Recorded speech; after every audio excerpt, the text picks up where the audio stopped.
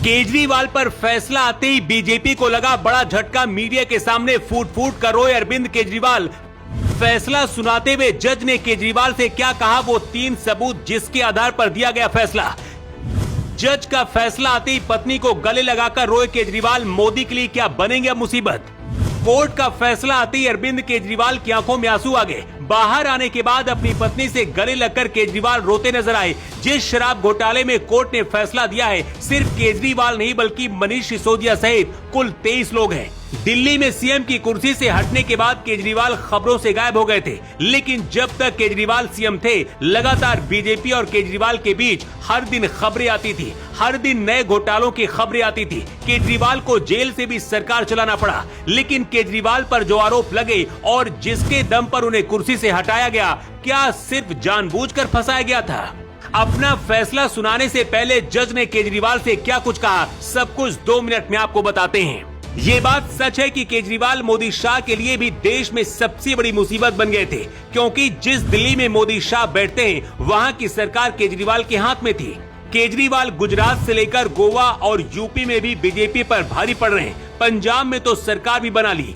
यही वजह कि मोदी शाह के लिए सबसे बड़ा राजनीतिक दुश्मन केजरीवाल ही थे और केजरीवाल पीएम बनने का भी सपना देख रहे थे। लेकिन जिस शराब घोटाले में सिर्फ केजरीवाल नहीं बल्कि केजरीवाल की पूरी टीम को फंसाया गया, कोर्ट ने उस पर अपना फैसला देकर मोदी शाह के लिए मुसीबत खड़ी कर दी है। दिल्ली की राउज एवेन्यू कोर्ट ने शराब नीति मामले में अपना फैसला सुनाते हुए अरविंद केजरीवाल, मनीष सिसोदिया और के कविता सहित सभी 23 आरोपियों को बरी कर दिया है। विशेष न्यायाधीश जितेंद्र सिंह ने अपने 598 पन्नों के आदेश में कहा है, सीबीआई द्वारा पेश किए गए सबूत कमजोर और अपर्याप्त है। कोर्ट ने स्पष्ट किया है कि केवल दावों के आधार पर किसी को दोषी नहीं ठहराया जा सकता है। आरोपों के समर्थन में ठोस सबूत होने चाहिए। अदालत ने यह भी माना है कि आबकारी नीति के निर्णय में कोई व्यापक साजिश या आपराधिक इरादा नहीं था। सीबीआई पर सवाल उठाते हुए जज ने यह भी कहा है कि संवैधानिक पदों पर बैठे व्यक्तियों के खिलाफ बिना पुख्ता सबूत के आरोप लगाने से सार्वजनिक संस्थानों पर जनता का भरोसा कम होता है।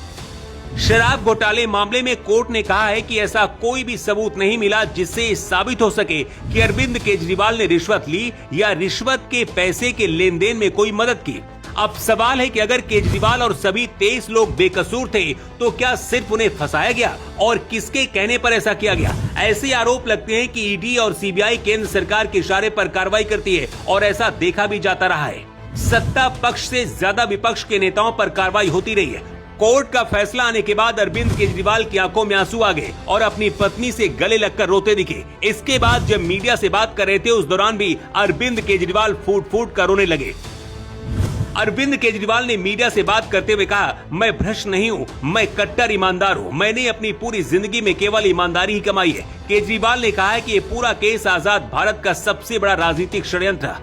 प्रधानमंत्री मोदी और गृह मंत्री शाह पर निशाना साधते हुए केजरीवाल ने कहा कि आम आदमी पार्टी को खत्म करने के लिए उनके और पार्टी के नेताओं के खिलाफ फर्जी मामले बनाए गए थे।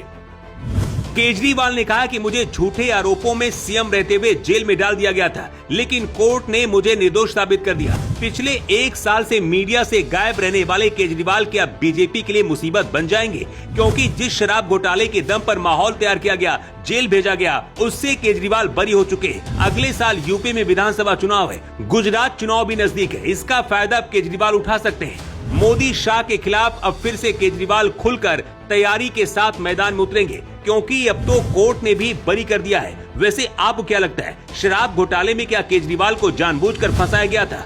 और अब कोर्ट से निर्दोष साबित होने के बाद क्या केजरीवाल मोदी शाह के लिए आगे राजनीतिक खतरा बन पाएंगे? अपनी राय जरूर दें। अर्थ 24 के लिए ब्यूरो रिपोर्ट।